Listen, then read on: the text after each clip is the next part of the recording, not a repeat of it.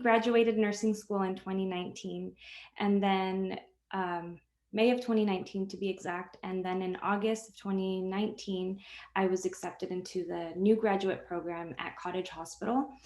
And so that itself was a 20-week program of learning, and included a specialty. And during my transition from nursing school to my actual profession, I found myself, just like you guys, as you guys mentioned, all these feelings of burnout. I was exhausted. I had lack of motivation and things that I normally once enjoyed. I noticed that I was sleeping more, or maybe not sleeping enough, nothing in between. I couldn't find a balance in work, my social life, or just family life. So that's when I realized that I had to do something about it. But even prior to working now, I have always been a big advocate for mental health, for self-care. So that's when I, decided, like, hey, I'm my own advocate, like I can do this myself too, kind of thing. But I wanted to ask you guys all a question. Do you guys know what mental health is? If you guys had to give me a couple words, or what does that mean to you?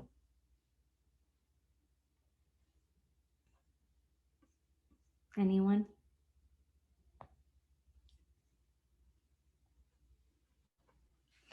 Well, it's okay. Mental health, it can be your emotions, your thoughts, anything in between.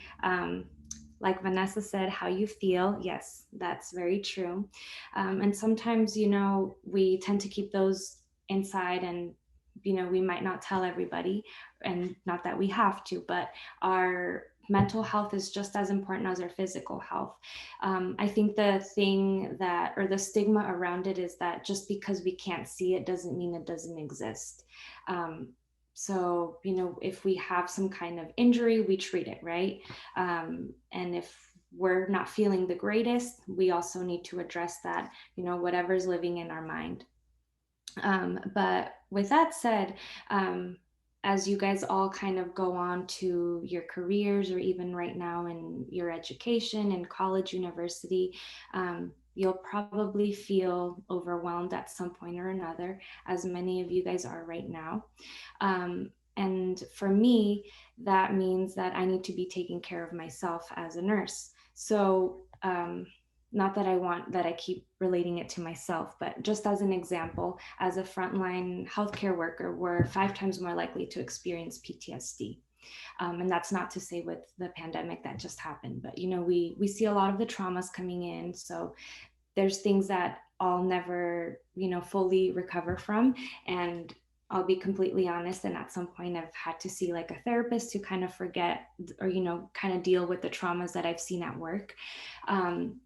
But with you guys right now, it's important to kind of address the ways how you can kind of navigate and cope with the stress that you guys might be dealing in school. I know that sometimes, whether that's a bad grade, or not getting into some kind of program, or getting a job that you need, that might sometimes take a toll on things. But I do also want to give a couple strategies for self-care. And just 1 second here. Before we do go on to the coping mechanisms, I want to ask another question. Why do you guys think that there might be a stigma towards mental health, or even just kind of addressing self-care? And that can be in the chat as well, if it makes it a little bit easier. Maybe because like how you said earlier, like if it's seen, like it's not very well known if it's not seen sometimes. Yeah. And as someone, I think it says Julissa and Kathy, shows weakness. Yeah. So a lot of people are afraid of, maybe of name calling or being bullied. No one ever wants to hear like, oh, she's just depressed, or, oh, like she's bipolar, or whatever, because those aren't terminology, or just terms in general that we should be using towards people. So I feel like sometimes, even for myself, we might not want to address those feelings because we're afraid of what people might think. But the way that I will be kind of teaching you guys and giving you guys some self care strategies, I like to journal, meditation, and anything in between that you might define as self-care, which could just be taking deep breaths, taking a walk. I know that sometimes when people think of meditation, they think it's a little bit weird. I remember when I was in your shoes once, and I was actually in nursing school, and we did a burnout workshop as well. And I was sitting in a room, and my teacher all did a guided meditation. And I was just thinking, like, oh my gosh, she's crazy. Like, that's so weird. And now I find myself doing meditations quite often. Has anybody ever tried doing a guided meditation, whether it's just for a couple minutes or just closing your eyes and taking a deep breath? Yeah. Did it feel kind of weird in the beginning and kind of you feel kind of crazy? Yeah. Okay. So I want to just kind of show you guys another quick guided meditation. It's not even much of a guided meditation, but just a way to take some deep breaths.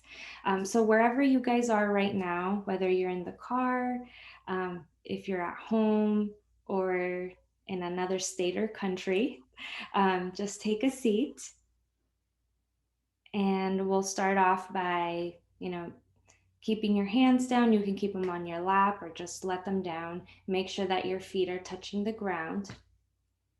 And for this part, if you guys feel more comfortable turning off the video, that's okay, as long as you come back. All right, so we'll start off by sitting down, keeping your hands at your side. And I want you guys to start relaxing your body. I know that sounds silly, but I like to think of it as a scan from head to toe, where you start off, up here in your head, and you start relaxing your shoulders, whether, it's kind of just relaxing because we tend to carry a lot of our stress in our shoulders, and just kind of work your body down. And like I said, make sure that your feet are touching the ground. Another technique for this is feeling grounded, knowing your surroundings. Your feet are touching the ground, whether you're in a loud, noisy space or quiet, just kind of listen to what's around you. And then, did I hear a voice? No. You can start taking deep breaths, and when you inhale, try to hold it in for at least 10 seconds. And then you exhale. And then you can repeat for as long as you need to. And it doesn't necessarily have to be, 5 minutes. Even if it's 1 minute, it'll help. Because when we retrain our breathing and our mind, it's a quick way to re-energize and just kind of come back. But there's no right or wrong way to do a meditation. And I think that's the hardest part that I learned. I kind of gave up at some point because I was saying, like, oh, I don't know how to meditate, like, that's silly, whatever. But even if it's just 3, deep breaths that you take, and then or just closing your eyes and taking some deep breaths, that's enough to kind of bring yourself back. What a lot of us might tend to do nowadays, and I can even say this for myself, is multitasking. Multitasking is not a thing. When we multitask, we're not really focusing on one task. I know sometimes maybe I'm working, or before I'd be working on a paper and listening to a lecture or something like that, but you can't really be 2 places at once. So that would be another little tip for you guys. If you guys are finding yourself multitasking, maybe perhaps could it be because we're procrastinating? Would this be a good idea to kind of sit down and chunk your time and give yourself some space for one class, and then for another class or studying for something else. Um, and then another thing is also sleep. I know that when you're a student, we tend to put sleep behind because we'd rather pull an all nighter and study. Am I right?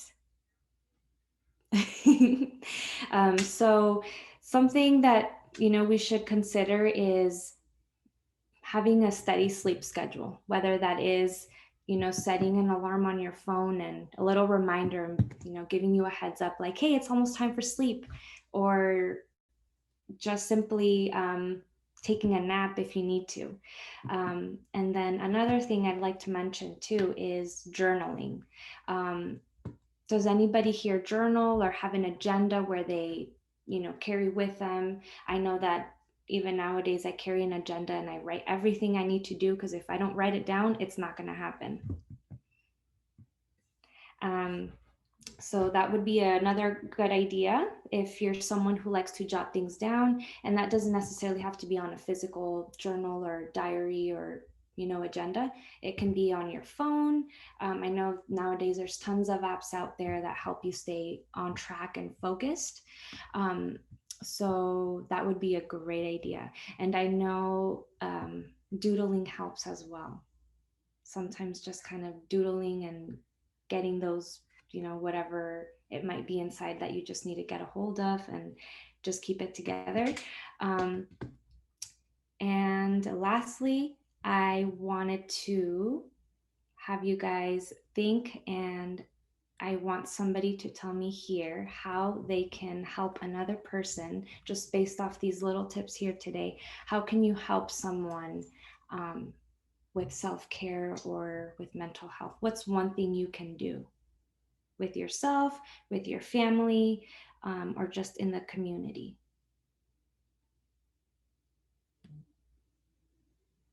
And you can type it in the chat or say it out loud. Okay, Lisbeth said do it with them. That's a good one.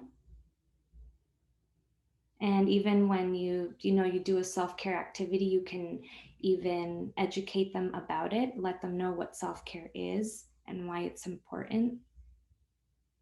And maybe you can even show them a deep breath technique. Let's see, someone says asking if someone is okay goes a long way. I agree, Christian. Sometimes we tend to not ask people, or sometimes we say, hey, how are you? And we just tend to say good, right? I know I do that all the time. But if it's someone you trust, it might be worth to just kind of vent a little bit and tell them what's stressing you out.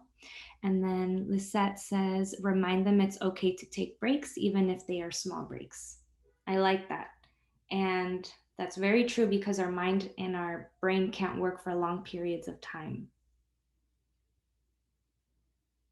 And Katie says, check in if your friends have eaten. Yes, Katie, because iced coffee is not a full meal.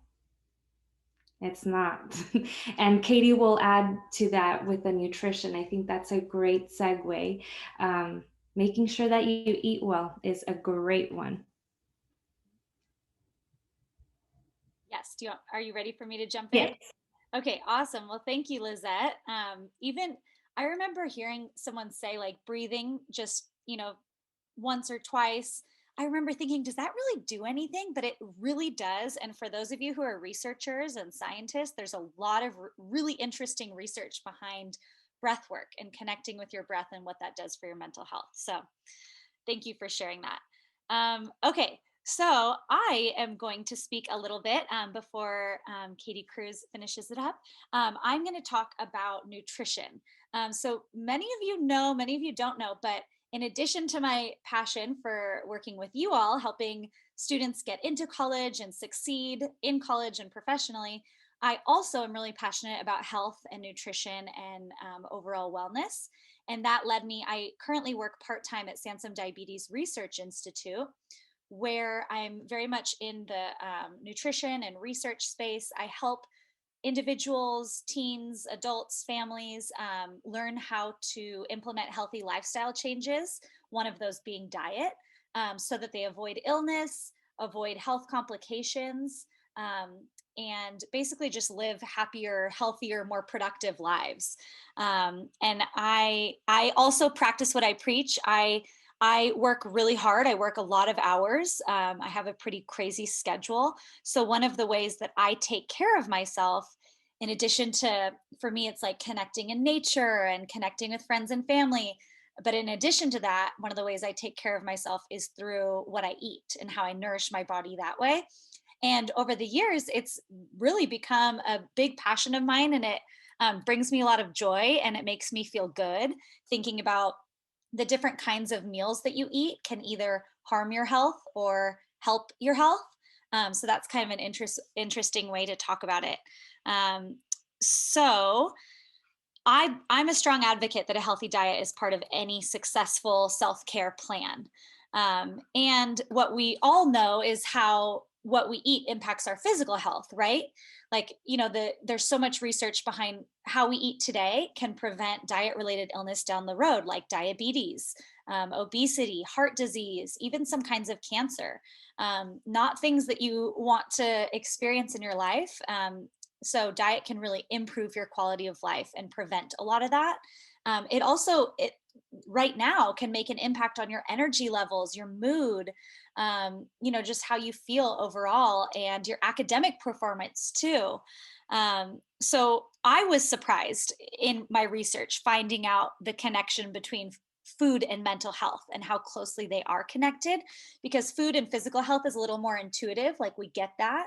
But there are a lot of studies that show that what we eat can really support or hurt our mental health. So one of the studies in 2018 found that following a diet high in real foods. So when you hear like real foods or whole foods, that kind of refers to foods in their natural state. So things like fruits and vegetables or nuts or beans, whole grains, lean protein sources, eggs, things like that. And then processed foods are more foods like foods that come in a package, or junk food, or foods that you'd get, that you have to microwave, foods that have been changed significantly from their natural state.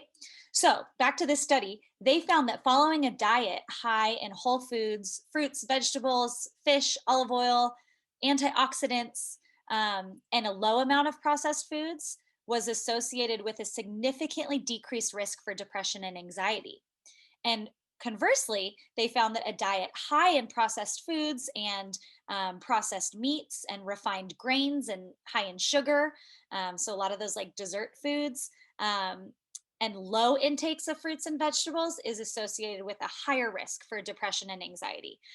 So it kind of goes hand in hand. Like what's good for our physical health is also good for our mental health. And as some of you already know, and many of you are about to find out, college students, the average college student is very pressed for time. You're under stress. You're always studying for some midterm or final or writing a paper. You're on the go a lot. So it's a common time for people to develop poor eating habits, like skipping meals. Like they were saying, an iced coffee isn't a meal. Skipping meals because you're crunched for time, or just grabbing the quickest, like a vending machine food, or going to a fast food chain because it's quick and in front of you, and cheap and easy. But eating a healthy diet can actually help you to feel better and perform better in the classroom. And they're not mutually exclusive. A lot of people think like, how am I going to take care of myself and be a college student? You don't have to sacrifice one for the other. You can do both. And in fact, they can work together to support your journey as a college student. And I really believe that when you start developing these habits as college students, also high school students, it sets you up for success after. Like you're developing lifetime healthy habits that will serve you really well in your future career, because stress is something that doesn't go away. We all live with it in our daily lives. So you better, it's good to start now learning how to deal with it, so that you don't face burnout and exhaustion. Okay, so a few just general tips. Dietary recommendations include less processed foods, less packaged foods, less sugar. Be careful of what you're drinking too. there's a lot of hidden sugar in what we drink, like sodas and energy juices or orange juice and energy drinks. Even things like vitamin water has a lot of sugar. So it's just something to be aware of. And then more whole foods like vegetables, fruits, beans, nuts, lean proteins, and healthy fats, and more water. That's also really significant, that hydration is really important for our ability to concentrate, helps you avoid overeating also. And it just, yeah, staying hydrated throughout the day. Like how many of you, I know I never leave my house without my little reusable water bottle. I feel like I see a lot of mission scholars with water bottles. I even see Christian drinking water right now. So it's a good reminder just to drink water throughout the day. And then another little tip is eat a good breakfast. That's a good way to kind of get your metabolism going in the morning. And I always thought this is interesting, but the word breakfast, it means like break fast. You're breaking your fast from sleeping. When you're sleeping, your body's recovering and repairing. And so in the morning, that's your first meal from breaking that 8 or 9 hours of not eating anything while you're sleeping. So you want to really eat something or drink as well that's like nourishing your body, that's going to serve you well for all your classes ahead and what you have to do for the rest of the day.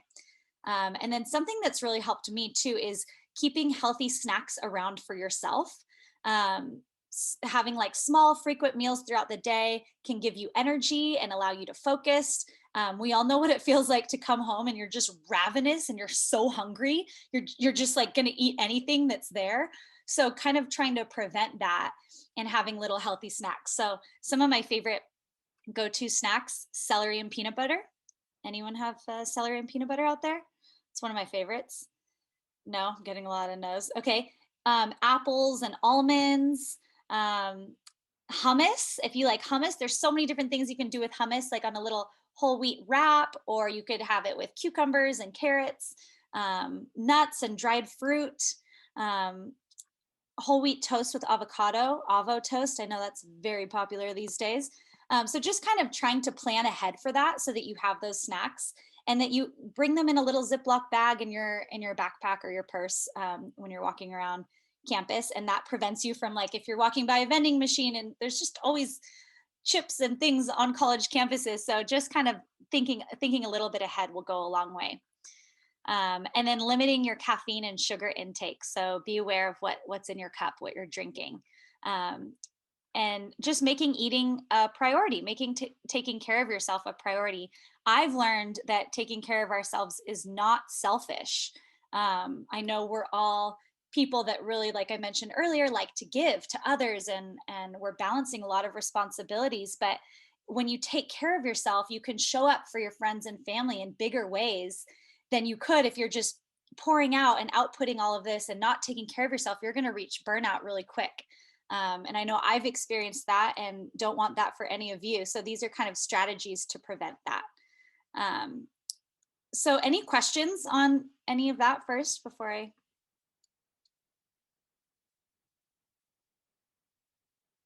No? Okay. I have a question. Oh yeah, go ahead. Can you overhydrate, like drink too much water in a day? Yeah, yes. If you drink too much water in a day, sometimes it can like deplete your body of electrolytes. You know those little capsules that people put in their water, like the Noon capsules, or the little like the powder that adds electrolytes to your water? Sometimes that's why, if you're overhydrated. I think if you're just like, you don't want to make yourself sick drinking so much water, but if you're just drinking a little bit of water throughout the day, that's the best way. It keeps your cells hydrated, if that makes sense. Wait, so do you just like feel when you've drank too much water, or is it like a certain amount? This is a serious question. See Julissa cracking up in the back. I can send you, there's like different ways to calculate it based off your weight and your height. And you can calculate like how many ounces that is right for your body. I'll send you that calculator. I appreciate it. Thank you. Yes. Any other questions? No questions are too small. I have a question. Yeah. Would dieting take a toll on your mental health as well? Because I know some people say it takes a toll on your physical health. Yes. And by dieting, do you mean like significantly changing your diet and being kind of like strict about what you're eating and not eating, things like that? Yeah, kind of like going like, let's say a person like a junk food junkie and then automatically switching the next day, like they become like vegetarian or vegan and stuff like that. Yeah, I think that's a great question, Sydney. I think if you're, I have a few answers to this. You never want to be like kind of obsessive about what you're eating and like following this, because there's a lot of dietary trends and fads, like certain things that all of a sudden, like everyone's drinking apple cider vinegar overnight a few years ago and like coconut oil and, all those things. So that could be detrimental to your mental health if it's like a stressor, if causing stress in your life. So I like to look at it more of like a lifestyle change. Like, I'm not saying you can never have your favorite junk food. I think it's more like going in the direction of incorporating more healthier foods and a little bit less of the unhealthy foods. Like, that's a healthier way to look at it. There's a little video I'm going to share with you. It's just a minute, but they talk about how like a good goal for yourself, and you can hold it loosely, but like 80% of the time eating healthy, and then 20% having your like items that you really love. People do different strategies, like when you're at home trying to have healthy foods at home, and then when you go out for friends' birthdays and celebrate, you're a little looser. So I wouldn't want anyone to ever get like overly strict about what you're eating. It's more of just like bringing awareness. I know for many years in my life, I wasn't even aware of what I was eating. I was just eating like, whatever is kind of in front of you. And, but it is interesting to start kind of bringing awareness to like, oh yeah, well, what does make me feel good? Because we want this to be positive for mental health and not detrimental. Okay, thank you. Yeah, no, good question. Any other questions? Okay, I'm going to just share, it's just a minute long, but our friends at UCSB Health and Wellness put this little video together. If any of you were like, okay, what does that look like? How do I do that? This is kind of like the healthy plate for college. So I'm going to share my screen and share this with you. Can everyone see that? Can you guys see that? Yes. Yeah. Okay, here we go. Living the life of a college student takes a lot of energy. Trust me, I know. Can you hear it okay? Okay, good. What if I told you eating healthier foods can provide a steady supply of energy to your brain and muscles to keep you focused and energized and keep your metabolism revved up all day? My name is Sherry and it's time to show you how to start planning healthier meals. There are 3 food groups you should take into account when deciding what to eat for breakfast, lunch, and dinner: vegetables and fruits, grains, and proteins. Fruits and vegetables like kale, blueberries, avocados, and apples are beneficial to your food diet because they provide most of your source of vitamins and minerals. They are also high in natural antioxidants, which help strengthen the body against disease. Grab an apple and a handful of almonds to jumpstart your metabolism before a long day of classes. Grains like pasta, oatmeal, brown rice, and whole wheat bread are the body's first source of fuel and energy. They also help regulate digestion, increase immune function, and enable communication between cells. Carbohydrates keep you fuller longer, so you can concentrate on that next exam and not on your growling stomach. Protein like lean chicken breasts, salmon, tofu, eggs, nuts, and cheese is the body's main source of long-term fuel and energy, good for long-lasting energy, feeling full, and increased alertness. Most college students get more than enough protein throughout the day. There is rarely any need to supplement your diet with protein powders even when you're trying to bulk up on some muscle. The healthy plate is a visual reminder of the ideal balance of nutrients, vitamins, and minerals to keep college students sustained at their maximum potential. There are no good or bad foods, only your relationship with them. Make healthier choices 80% of the time and eat what you want the other 20% of the time. So enjoy a variety of foods which can help prevent feelings of guilt, binging, or giving up on a healthy lifestyle. All foods can be a part of healthier eating.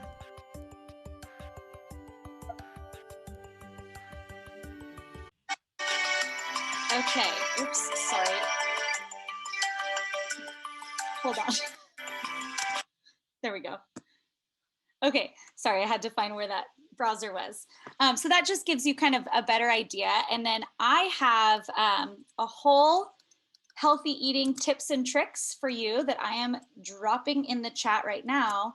And it includes some of my favorite tips for healthy eating on a budget, because it's a myth that healthy eating is expensive. It doesn't have to be expensive. And then it includes some recipes at the end. I have two of my favorite recipes. One is a burrito bowl that turns out to be $3.45. And then breakfast egg muffins that are basically like scrambled eggs that you make into little muffins. So does everyone see that Google Doc there that I put in the chat? Oh, it says you need access. Okay, I will change the settings on that. Let's see.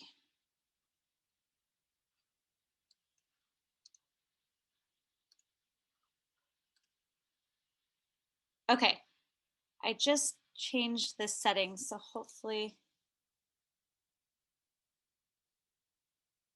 Oops, wait.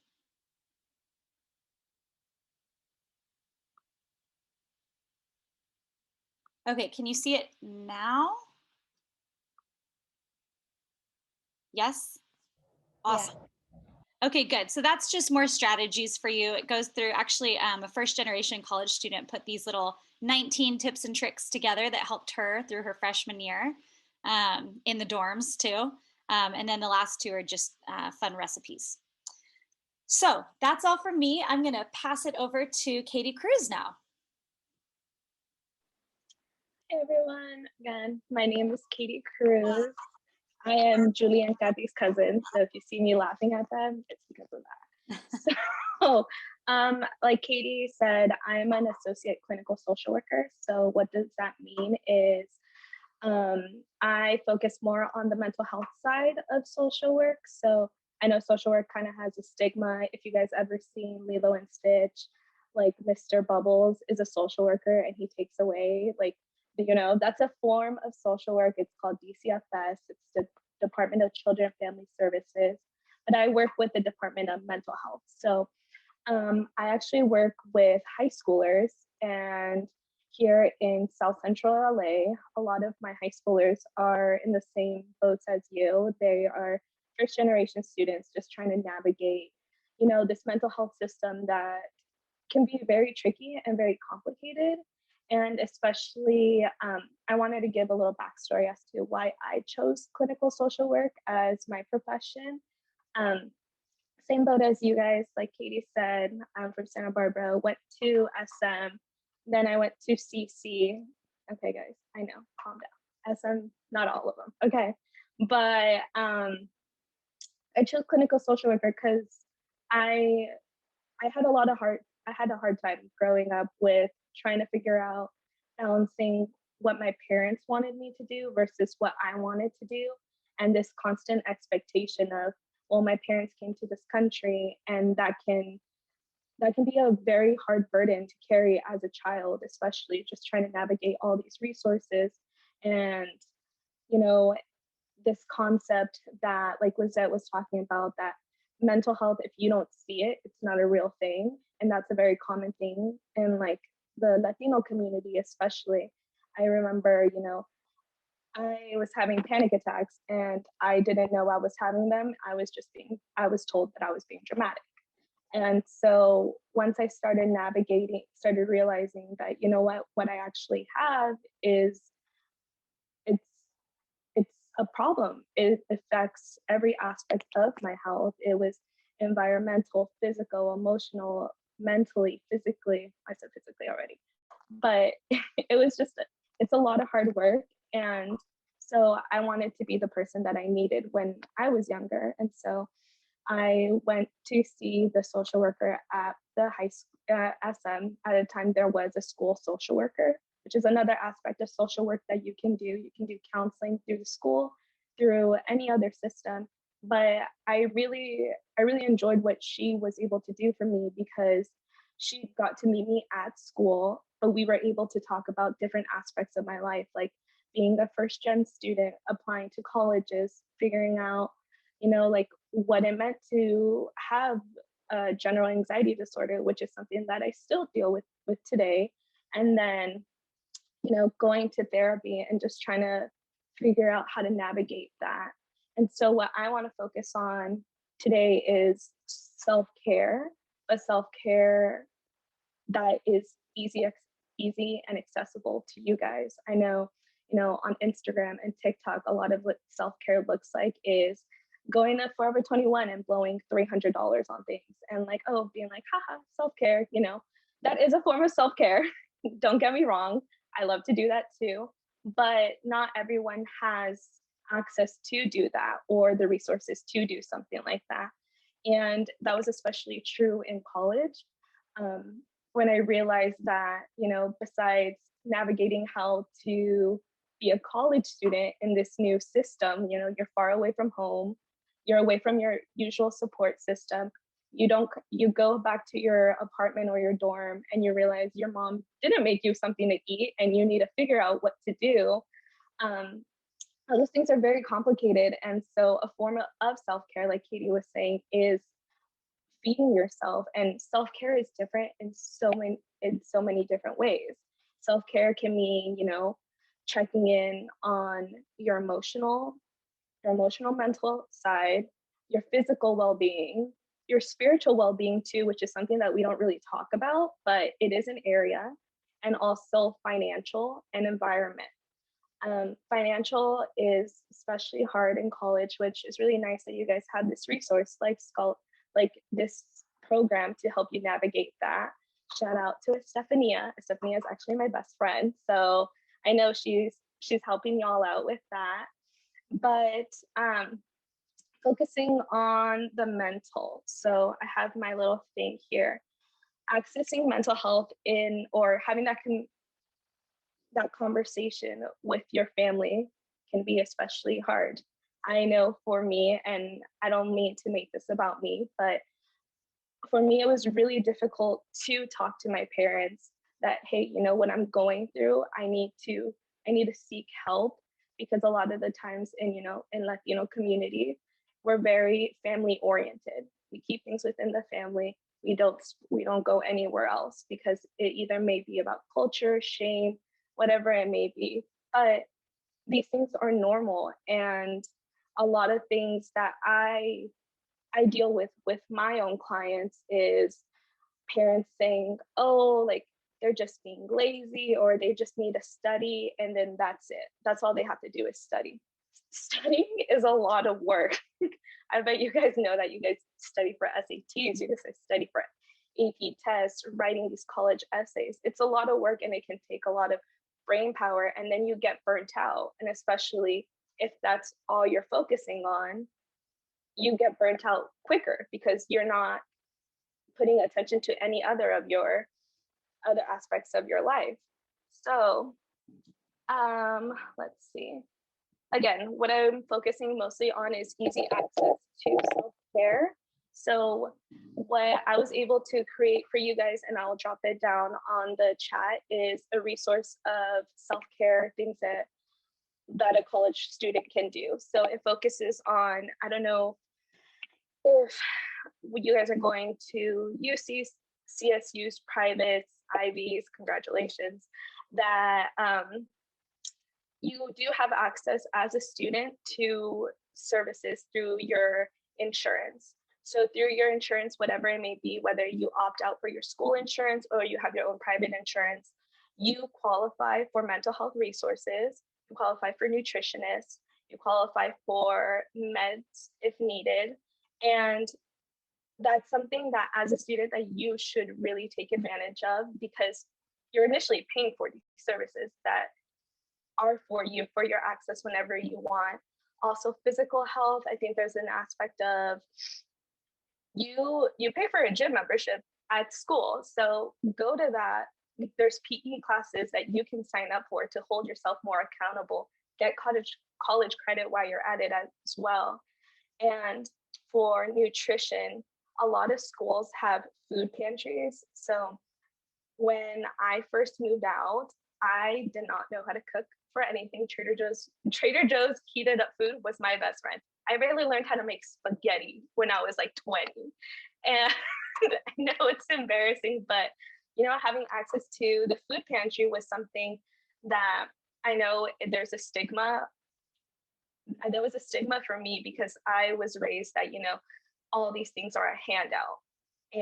But no, they're resources to help you succeed, because even though you're just studying, you have to take care of the other aspects of yourself. And so within that, what else did I do? Sorry guys, there was just so many things on here.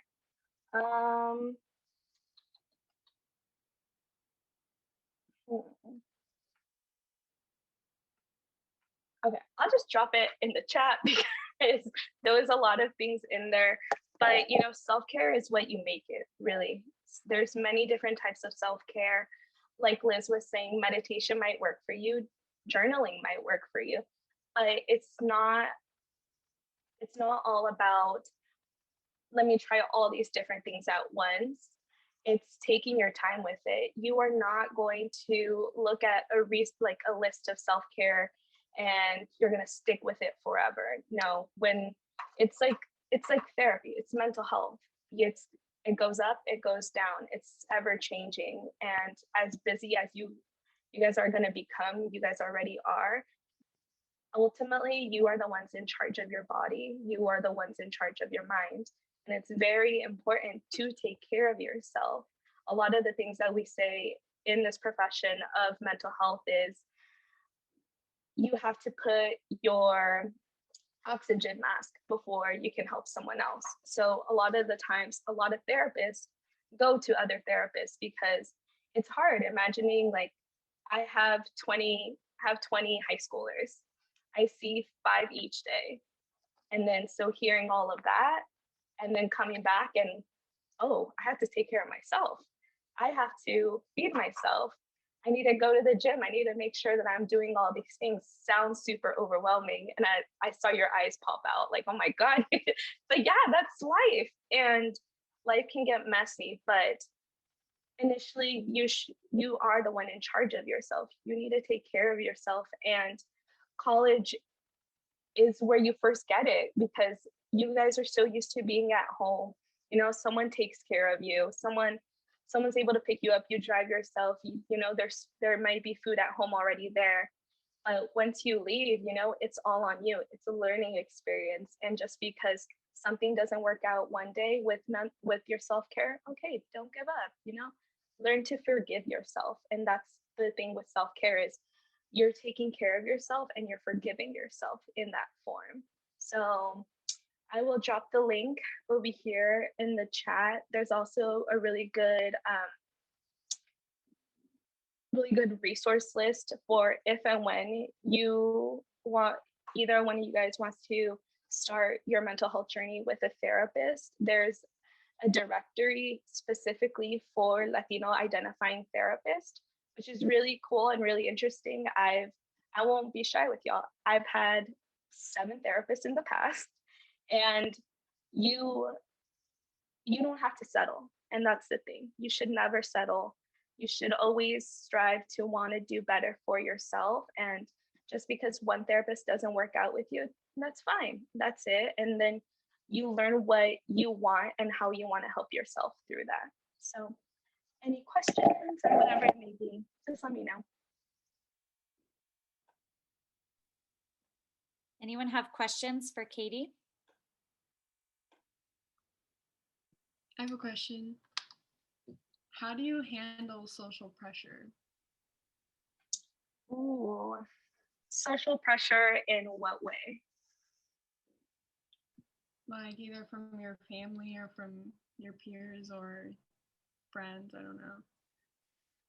I think when it comes to social pressure, a lot of the times with families, is really hard, especially when you come from, a culture and tradition where you are very family oriented, and now you're in a society. And sorry, I keep bringing this up. It's very social worky. That's the thing, is that you become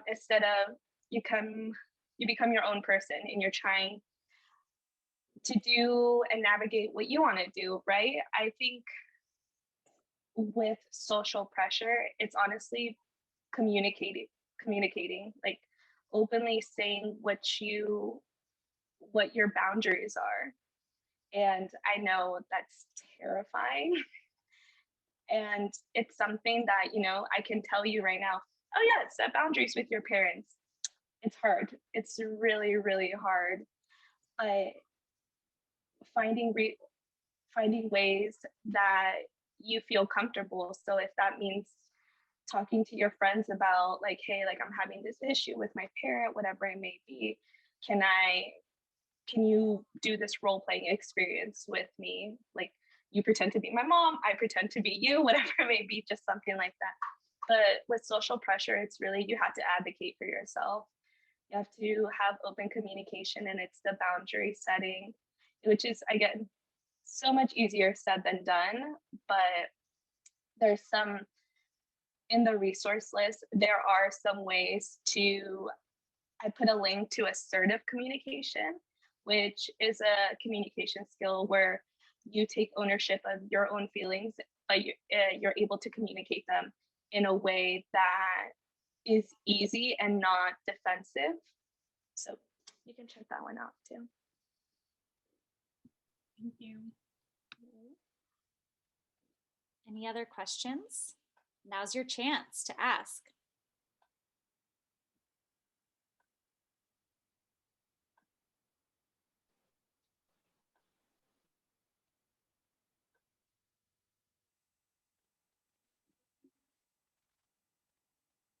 Okay, well, I put the resource guide in the chat. Katie, was that the right one? I know there were a few links. I want to make sure that was the...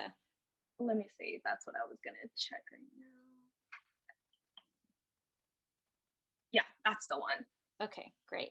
So Katie put this together for all of you. So this is really valuable information. You can look through it right now. If you have any questions on that, you can feel free to jump in and ask. But before we wrap up, I'd love to hear, because I know a lot of you, I think the benefit of these kinds of calls is you can all learn a lot from each other as well. And I know a lot of our mission scholars are really advocates for mental health in a way that I'm so impressed that you're already thinking that way. But what are your favorite ways to practice self-care and to take care of yourself? Whether you're in college or still in high school, you can just shout them out or type them in the chat, whatever you feel more comfortable with. But sometimes we can learn from each other, like what works for one might work for someone else. Jim. Yep.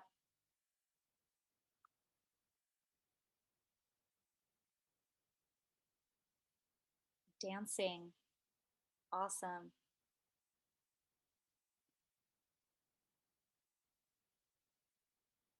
Golf, beach walks, breathing exercises, being organized, reading, sleeping the problems away, creativity. Yeah, that's a big one. Watching baseball, writing, art. These are great. Music, yeah, definitely. Baking. Yeah, we have a very talented baker in our group. Running in the morning. Awesome. Good. Well, hopefully, how do you guys feel now? Do you feel like you're equipped to deal with stress when it pops up, and you feel like you have a better self-care action plan? Thumbs up. Great.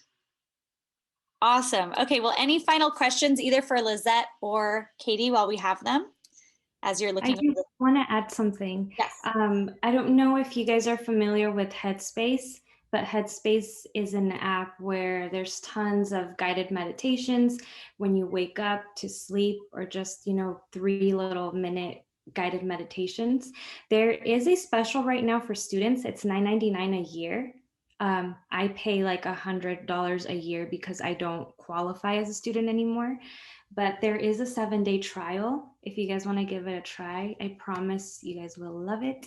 Even if you do the trial and you decide you don't like it, then at least you tried it. But just wanted to throw that out there. Awesome. I have a question. Yeah, go ahead, Isabel. How common is it for someone to have a therapist? Like, is it normal? Very, very normal. all my friends have therapists, but it's because we're all therapists. So it's very normal.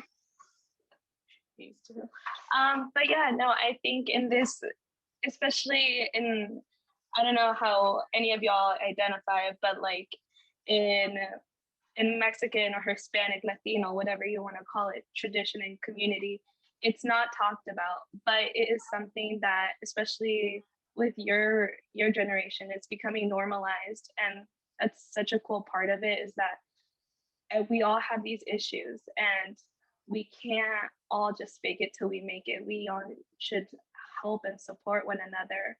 But yeah, no, therapy is very common. Mental health is very common, but just not as normalized as it should be. Still very stigmatized. We actually have a student, I think he's on this call, who's going to be studying psychology, and he wrote one of his essays about wanting to change the stigma in the Latino community about seeking out mental health services. So that's kind of like right up his alley, and just it's a really important topic today. Any other questions? Yeah, I have a question. Go ahead. I guess, do you have any resources, like an organization or somebody who you'd say they can tell you what kind of snacks or what kind of foods are the best for you? And like, not just as in, oh, don't eat bread, don't eat this stuff, like not general stuff. It's not like a specific product you're eating that you think is good and you're looking at it and you think it's good, but an organization that could tell you, oh no, this is bad, and oh no, this is good. Do you have any sort of thing like that?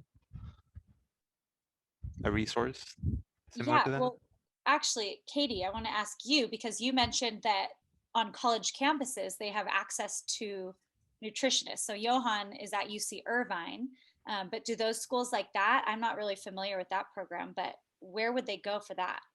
So with that, you would go to like your health center, and if anything, you can just Google like UCI, like health services, and it should pop up with like a list of like nutritionists that you can schedule appointments with.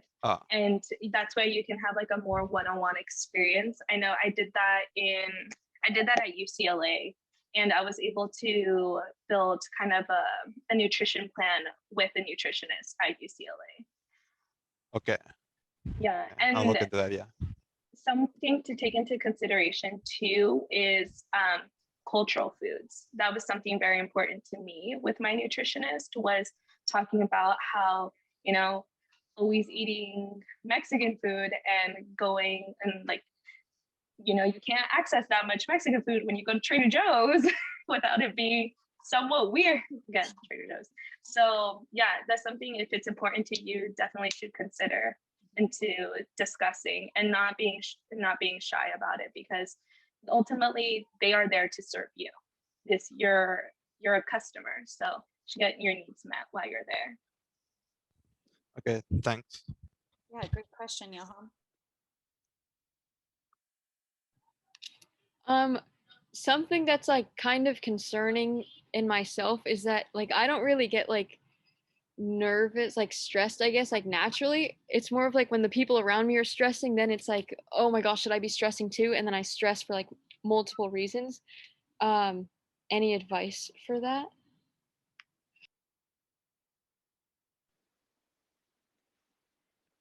Specifically? Okay, Kathy.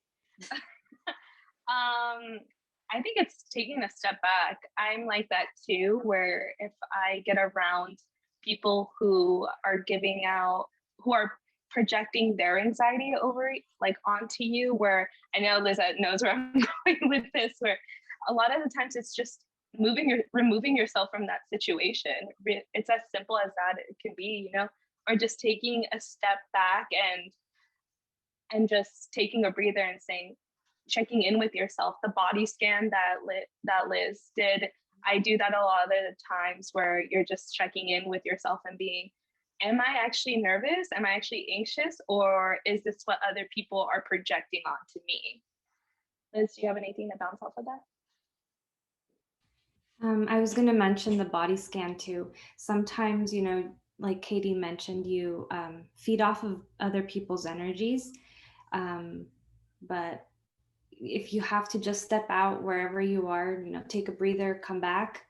And because sometimes people are, really anxious again because maybe they're procrastinating, maybe they've got a million things going on, and you're taking great care of yourself, and then you're just thinking like, oh my God, they're freaking out. Should I be freaking out too? So just simply just, like she said, step back for a moment and then come back. And if you still feel like that, then maybe you are a little bit anxious, but if you feel okay after that, then it's probably just them. Thank you. Any more questions? These are great. Really good, insightful questions. No? Okay. Well, you have this amazing, amazing resource guide. I think a takeaway too is just for those of you who are on college campuses, there's so many resources at your fingertips. I wish I knew about a lot of those resources. So really searching for those, using your college coach to help you find those as well. And just creating a self-care action plan for yourself for this next year, whether it's your senior year of high school, freshman year, sophomore year, and then knowing that we want to be a support for you too. So just reaching out when you need that help and really advocating for yourself in that way. But thank you so much, Lizette and Katie. You both are amazing. I think we can call you the self-care queens. I'm so grateful that you took time out of your day to talk to all of us and be a resource for our group of mission scholars. So thanks everyone for joining us, and we look forward to hearing how you're going to implement self-care into your daily lives. Thank Okay, you. bye everyone. Thank you very much. Thank you. Thank you. Thank you. Thank you.